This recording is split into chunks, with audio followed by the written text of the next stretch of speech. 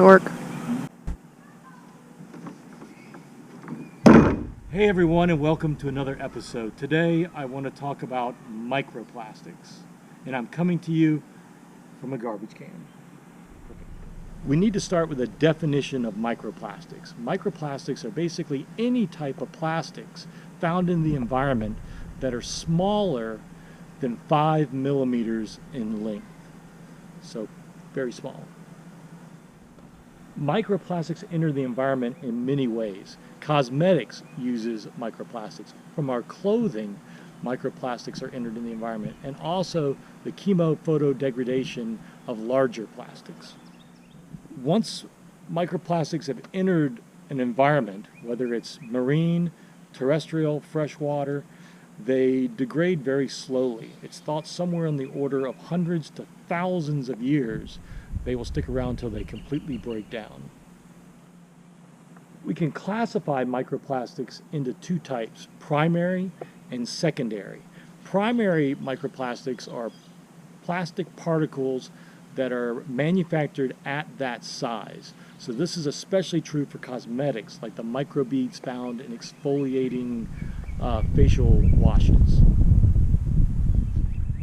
Our clothing that we wear is also a source of primary microplastics. A lot of our synthetically made clothing, as we wash them, small micro-sized fibers break off of the clothing and go through the water treatment facilities and eventually reach different environments. The second classification of microplastics are secondary microplastics. These are microplastics that their source comes from larger plastics. And then once they enter the environment, those plastics break down into smaller and smaller pieces. It's thought that over 30% of the giant garbage patch in the Pacific Ocean could be microplastics, mainly classified as secondary microplastics. In 2014, a study was done, and it was estimated that somewhere in the order of 14 to 52 trillion pieces of microplastics were in the world's oceans. That comes out to roughly, 93,000 metric tons. A little more on how secondary microplastics are formed is through a process called chemophotodegradation.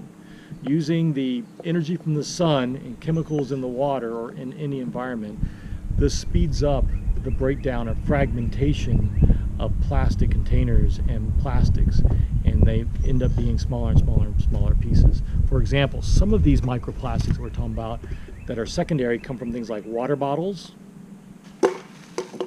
plastic bags, and even fishing line. So what do we do about this? Well, there's really no true understanding or consensus on what to do about microplastics.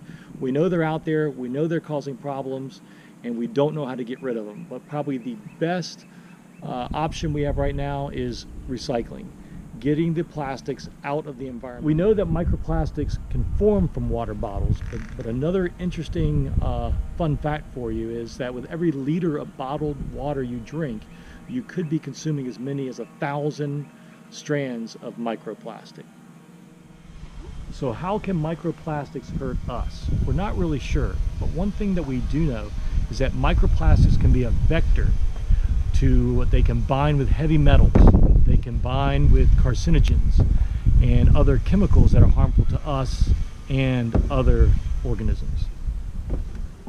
So the bottom line is microplastics are bad, and we need to reduce the release of microplastics in the environment and try to figure out some way to remove them from any environment. So again, a little on microplastics, and thanks for watching.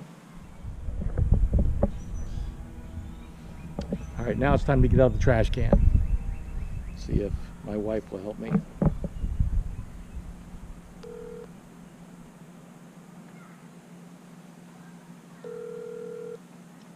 Hello?